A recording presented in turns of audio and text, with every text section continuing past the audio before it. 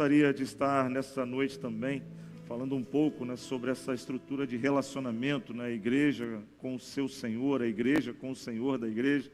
E tema do ano de 2024, né, a igreja se propôs o ano da obediência, né, nos colocarmos exatamente diante do prumo do Senhor e andarmos, pois, alinhados em obediência, né, a boa, perfeita e agradável vontade do Senhor para as nossas vidas, nas nossas vidas, e que seja o Senhor, né, glorificado no nosso pensar, no nosso agir, no nosso falar, como igreja do Senhor Jesus Cristo. O desejo do meu coração, do coração deste povo e desta igreja, é que a cada dia nós possamos agradar ao Senhor em todas as nossas ações, pensamentos e atitudes. Eu quero, sim, ser um servo cheio, né, do poder e da graça do Senhor, transbordante, né, da unção do Espírito Santo. E a minha oração, que a nossa igreja, nós possamos ter o mesmo desejo, a mesma intenção, a mesma vontade. Quero convidar os irmãos a abrirem suas Bíblias no Evangelho segundo João, capítulo de número 17, no versículo 20 ao 26.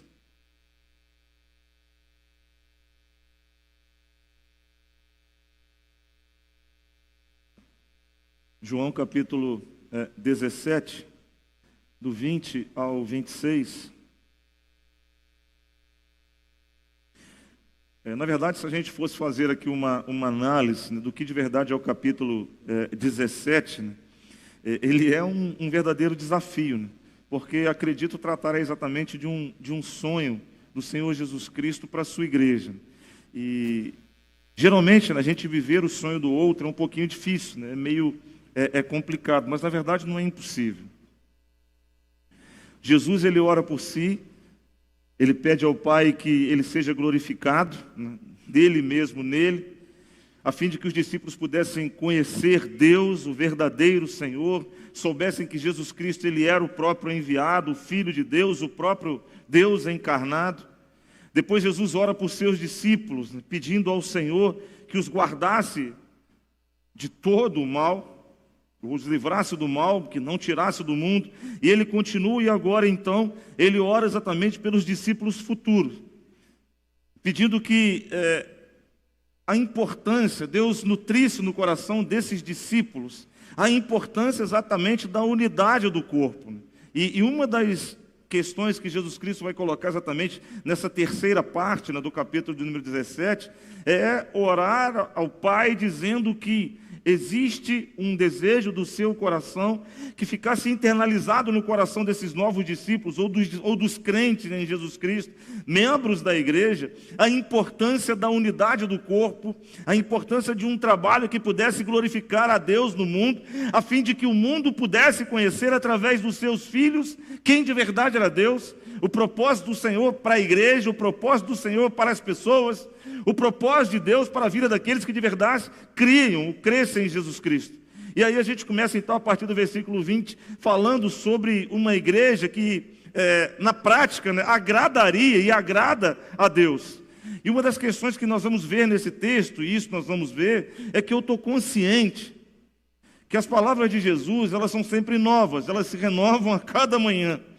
E essas palavras de Deus, elas são plenas, verdadeiras, e não é uma novidade nós lermos a palavra, mas é um renovo da nossa esperança e da nossa relação com o Senhor da igreja.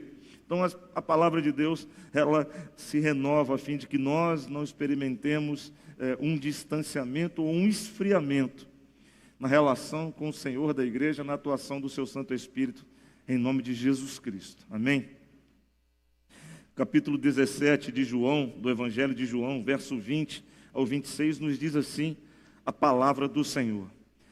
E não rogo somente por estes, os quais estava falando anteriormente, né? Orou por ele, orou pelos seus discípulos, né? Para que pudessem ver Deus nele, e agora ele vai continuar dizendo o seguinte: eu não rogo somente por estes, mas também por aqueles que pela sua palavra hão de crer em mim, os discípulos futuros, para que todos sejam um, como tu, ó Pai, o és em mim, e eu em ti, que também eles sejam um em nós, para que o mundo creia que tu me enviastes. E eu dei-lhes a glória que a mim me deste, para que sejam um como nós somos um. Eu neles e tu em mim, para que eles sejam perfeitos em unidade, e para que o mundo conheça que tu me enviastes a mim, e que tens amado a eles como me tens amado a mim. Pai, aqueles que me deste, quero que, onde eu estiver, também eles estejam comigo, para que vejam a minha glória que me deste, porque tu me has amado antes da criação do mundo. Pai justo, o mundo não te conheceu, mas eu te conheci. E estes te conheceram que tu me enviastes a mim. E eu lhes fiz conhecer o teu nome, e lhe o farei conhecer mais, para que o amor com que me tens amado esteja neles, e eu neles esteja. Louvado e exaltado o nome glorioso do nosso Senhor e Salvador Jesus Cristo, por tão maravilhosa oração, tão maravilhosa palavra. Quando disse que talvez Jesus Cristo, ao fazer essa oração pelos discípulos futuros, ele estivesse tendo em mente um propósito que de verdade agradaria o coração dele, como Deus, e sobretudo promoveria um movimento de entendimento, compreensão, sustentabilidade, unidade plena e completa, que faria uma revolução, um alvoroço no lugar onde essa igreja está. Um alvoroço tão grande, porque era como se Jesus Cristo estivesse olhando para nós no ano de 2024, vendo a comunidade de Benfica, a cidade de Juiz de Fora, o estado de Minas Gerais, o Brasil e o mundo, e as coisas como estão. As coisas parecem que estão fora de lugar, né? Parece que valores e princípios já não mais devam ser valorizados e nutridos como valores e princípios.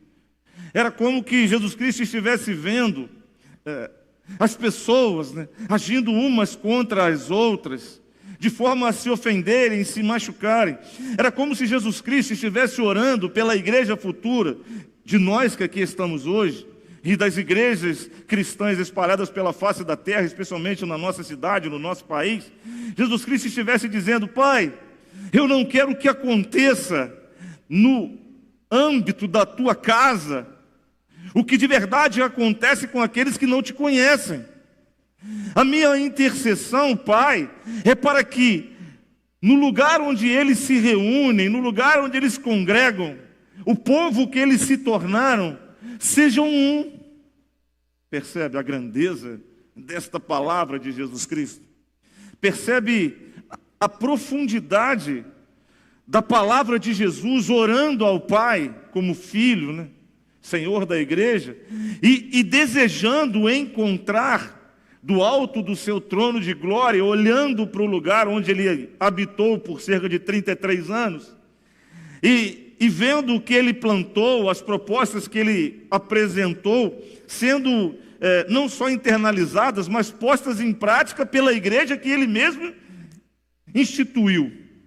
E ele do seu trono olhando e vendo que a sua oração foi ouvida, e que as pessoas ao lerem aquela oração sentiram o mesmo sentimento de Jesus, o mesmo desejo, a mesma vontade de viver um evangelho que não se rui com questões meramente humanas, mas que permanece porque ele é divino, ele é do céu. Um evangelho que transforma pessoas. Um evangelho que faz com que pessoas de verdade sejam renovadas, sejam refeitas, reconfiguradas. Um evangelho que faz com que a sociedade, que caminha de mal a pior nos seus projetos, nas suas propostas, nos seus planos, né, quer sejam eles na área da educação, na área da sexualidade, na área da relação, na área da família, nas questões sociais, que caminham por rumos que são obscuros, tenebrosos. Olhar e ver pessoas que foram impactadas pela mensagem do Evangelho e passaram a amar a Deus como Deus a amou, e entendeu que todos criaturas do Senhor necessitavam desse grande amor para que pudessem se manter unânimes, num só propósito, num só rumo, numa só direção, numa só palavra, numa só comunhão. Imagina Jesus Cristo sentado do seu trono de glória e olhando para nós agora nessa igreja. Olhando para a vida de cada um de nós, para as nossas atitudes, nossos pensamentos, nossas ações, nossas intenções, nossos relacionamentos. Olhando exatamente para a nossa vida no dia de hoje, 18 de fevereiro de 2024, exatamente às 20h15 desta noite. Olhando para nós e pensando nesta oração que Ele fez por nós. E aí cabe uma pergunta, né? Qual seria a visão que Ele teria de nós nesse dia, nesta noite? Quando nós vemos, né, o autor do Evangelho, e aí eu penso, né, que ele, por bem, né, acrescentar nessa oração o versículo de número 14, né, e aí a oração do Pai Nosso, não sei se irmãos se lembram desta oração, no versículo 14 da oração lá do texto, vai dizer o seguinte: Pai, perdoa-lhes as ofensas como nós perdoamos, né, uns aos outros. Mas se não perdoarem, né, aos seus, o Pai também não vai poder perdoá-lo. A oração também está lá, inclusive, também tem no capítulo 11, né, de Lucas, a sintética desta oração. E quando eu fico imaginando, né, o Senhor olhando para a sua igreja, o Criador da igreja, olhando para a sua igreja e vendo a sua igreja, tendo Ele intercedido por cada um de nós. A igreja do presente, a que nós somos, inclui aqueles os quais Jesus Cristo abriu a sua boca para dizer na sua oração: eu não rogo por esses tão somente que estão comigo, mas também por aqueles que a sua palavra hão de crer em mim. Inclui a igreja do tempo presente. Uma das questões que eu percebo nessa inclusão de nós, igreja do tempo presente, nós temos exatamente a condição necessária para sermos aqueles que venhamos agradar a Deus. E uma das questões que nós deveríamos, de certa forma, colocar em prática para agradar a Deus é manifestar o reino de Deus no lugar onde nós estamos, aqui e agora. E manifestar o reino de Deus aqui e agora é fazer com que a voz do Senhor seja ouvida neste tempo por todas as pessoas através do nosso testemunho como crentes em Jesus Cristo, como igreja que o Senhor orou sendo igreja futura, mas se torna a igreja presente. Uma igreja que verdadeiramente precisa obedecer ao seu Senhor. Uma igreja que precisa manifestar o reino do Senhor, as maravilhas desse reino, o poder desse reino, a unção desse reino na sua relação. E os princípios que mostram ou resultam este procedimento, né, de um reino poderoso, um reino grandioso, um reino glorioso, passa pela unidade deste povo, passa pela unidade da igreja, pelo amor da igreja, pela capacidade da igreja manifestar e liberar perdão uns pelos outros. Passa pela capacidade de ser como o Senhor da igreja, Jesus Cristo, que repreendia aquele o qual estava em pecado, mas dava a ele uma palavra de amor dizendo: olha, meu querido, se você mudar este teu caminho, você faz parte do nosso conjunto. Nós te amamos. Você é pecador como eu sou. Nós te amamos. Mas nós precisamos mudar a direção a fim de que nós sejamos um, como Deus é com o seu Filho e como Jesus Cristo quer ser com a sua igreja. Precisamos ser um. Meu irmão, minha irmã, uma das palavras que eu ouvi, né, ao longo dessa semana foi exatamente pensar, né? Melhor, foi hoje pela manhã, se não me falha a memória, exatamente na escola bíblica dominical. Nós temos uma geração de crentes que, como o povo do Egito, ao sair do Egito, queria a terra prometida, mas sentia falta de tudo o que tinha enquanto no Egito.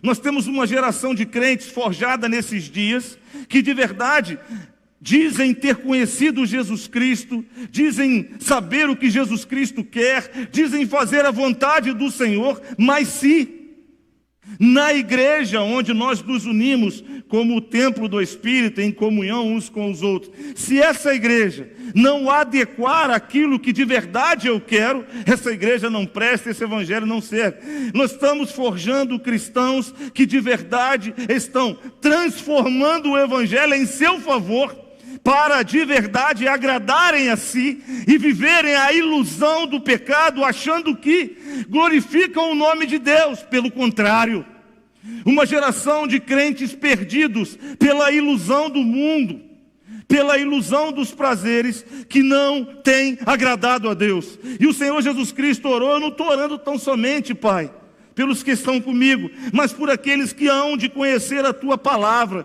que hão de crer em mim, que hão de olhar, ó Deus, para o sacrifício que eu farei na cruz do Calvário para lavar e remir esse povo. Eu estou orando por esses, porque esses enfrentarão tempos difíceis, enfrentarão conflitos, inclusive nos seus valores. Pais que estão tendo dificuldades com os seus filhos pelos ensinos que estão recebendo nas escolas. O doutrinamento, inclusive, de ideologias que distam e separam e muito daquilo que de verdade o Senhor nos apresenta como sendo o ideal, para que nós vivamos uma vida que agrada ao Senhor da igreja, para que de verdade nós sejamos crentes cheios do poder e do Espírito Santo de Deus, que são resultado da oração do Senhor.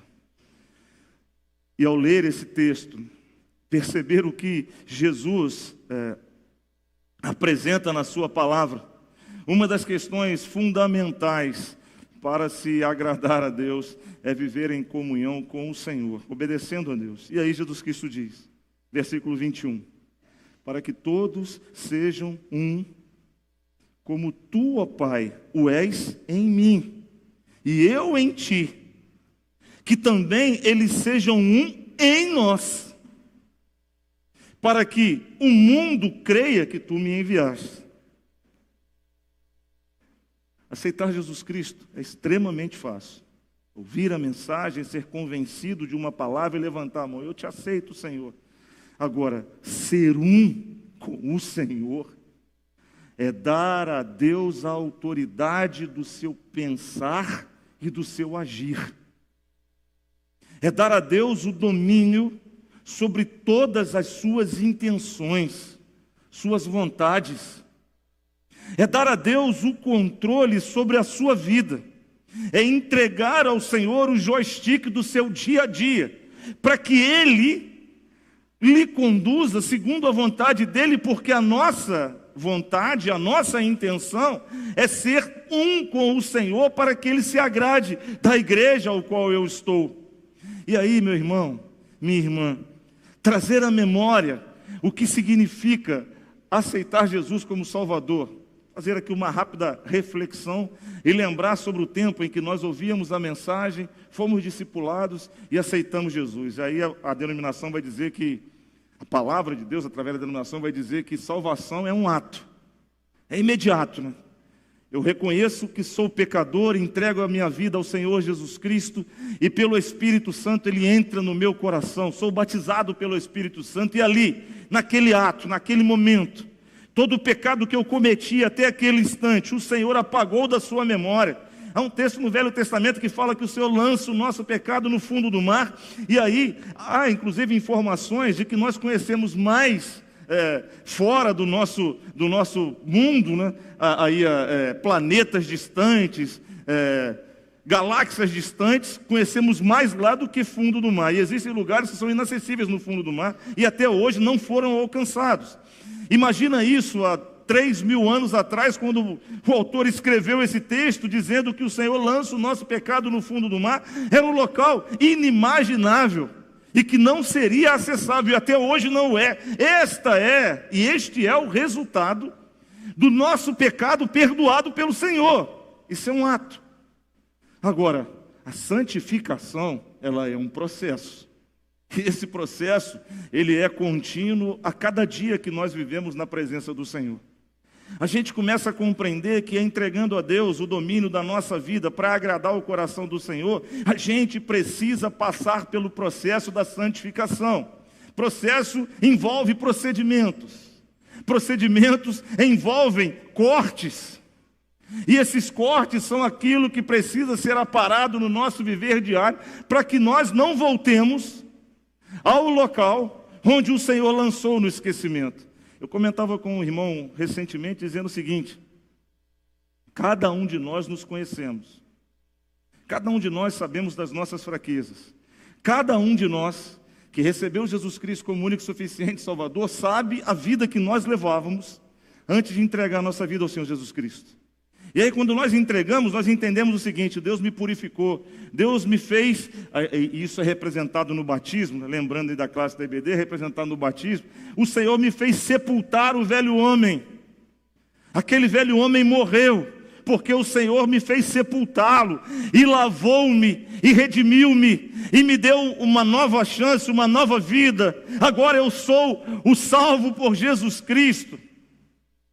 E esse procedimento de lavar e ser redimido, e ainda enquanto eu viver, implica em olhar para mim e dizer o seguinte: agora quem habita em mim é o Espírito Santo de Deus. Então aquele velho homem eu não posso visitá-lo mais. Ele foi sepultado, e eu sei dos meus limites. Eu sei das questões que podem me levar, inclusive, a tentar ressuscitar esse homem. E Satanás também o conhece.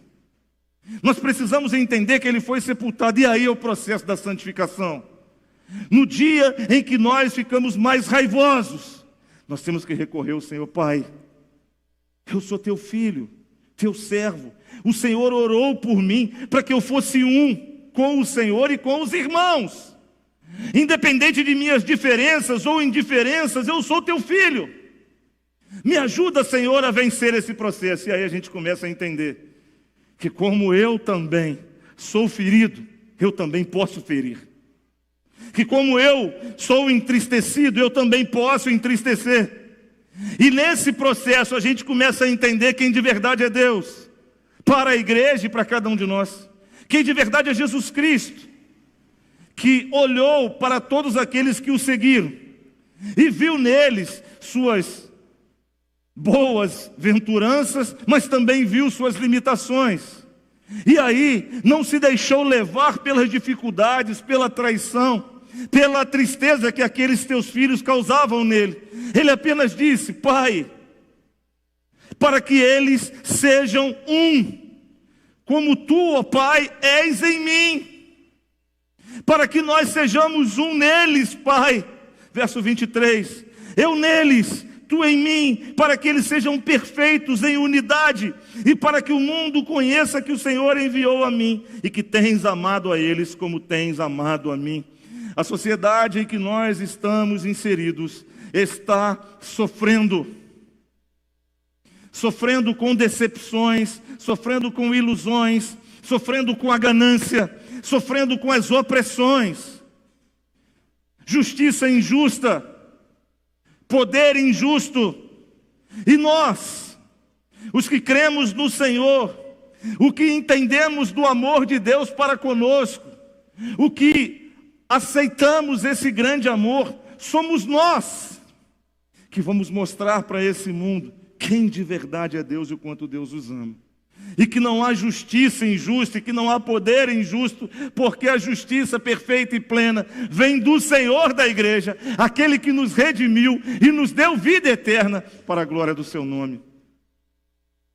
Para alcançar, precisamos nos santificar. Vai doer talvez olhar para dentro de cada um de nós e entender que há questões que nós estamos praticando ou pensamos em praticar que não cabem na mente e na vida daquele o qual é um com Deus em Jesus Cristo. E aí precisamos abrir mão e deixar para trás o que nos impede de podermos viver a glória do Senhor. Teólogo José Bortolini, ele escreve uma frase em um dos seus livros que eu gostaria de repetir para os irmãos. Ele disse assim: a glória que o Pai deu ao seu Filho é o amor. É o amor que cimenta a relação profunda entre o Pai e o Filho, entre Jesus e os discípulos, e entre os discípulos e todos os que vão aderindo ao projeto de Deus. Portanto, Jesus não quer uniformidade, todo mundo igualzinho. Jesus quer amor. Porque se a igreja fosse uniforme, né, nós caberíamos em muitos regimes, né, que não democrático. Caberíamos no socialista, que todo mundo se veste igual, come igual, anda igual, fala igual, obedece igual, fala alguma coisa, todo mundo balança a cabecinha. Não. O Senhor quer que nós sejamos um no amor de Deus.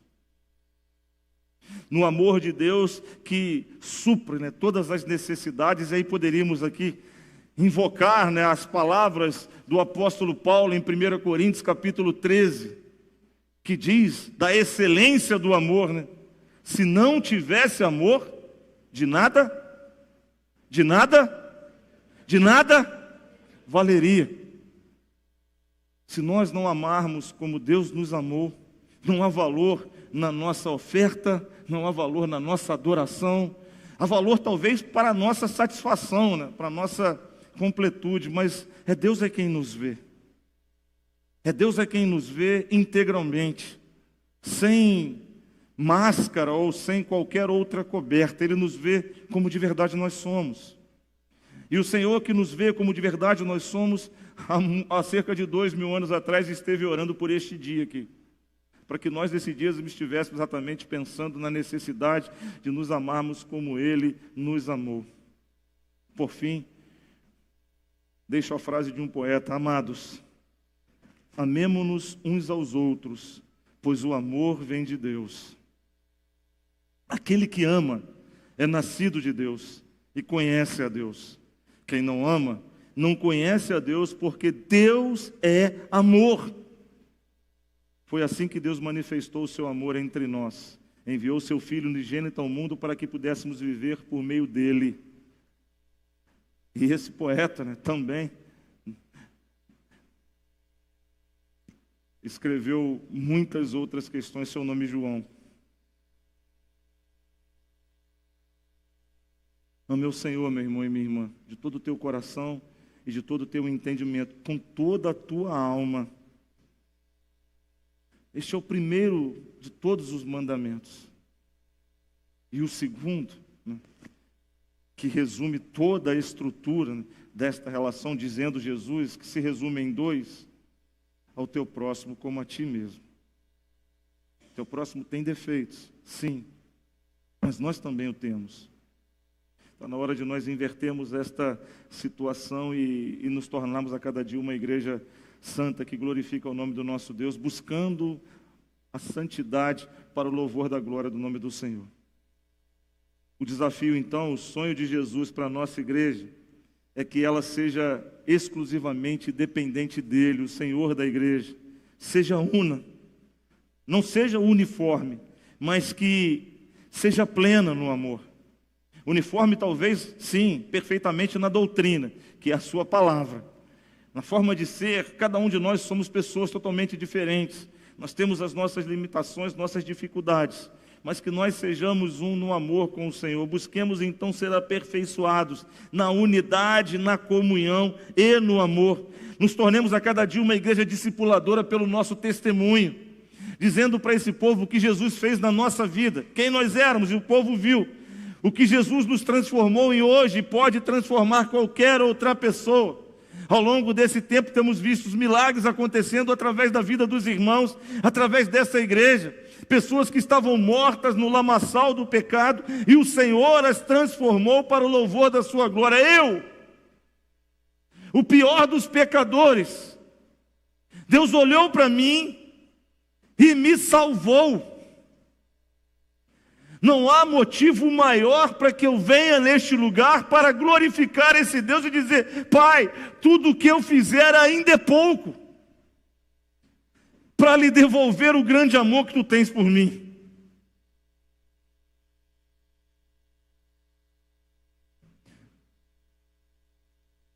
Uma igreja unida pelo amor e pela doutrina da salvação da graça do Senhor Jesus Cristo, mediante a fé no Senhor. É uma igreja que agrada ao nome do nosso Deus. Que nós possamos ser essa igreja, pondo em prática o sonho de Jesus Cristo para a vida de cada um de nós aqui. Minha oração, para que o Senhor faça isso da minha vida, com a vida de cada um de nós. Eu quero convidar você, irmão, a curvar sua cabeça, fechar os seus olhos. E nós vamos orar mais uma vez. Eu não sei quais são os sentimentos, né, que norteiam sua mente.